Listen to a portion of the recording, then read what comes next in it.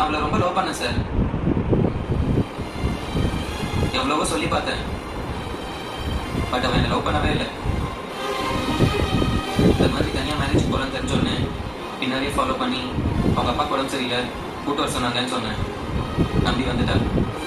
Road cross பண்ணும்போது நான் அவ்வளோ ஒன்றும் செய்யலை சார். நான் அப்பவே சொல்லுவேன், எப்பொழுது தப்பு பண்ண மாட்டார், இந்த பாவில ஏதாவது செஞ்சிருப்பாரு. நம்புறீங்களா சார்?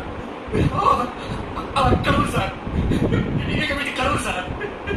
என் பொண்ணு இந்த பாவில என் பொண்ணு இந்த பாவில சார்.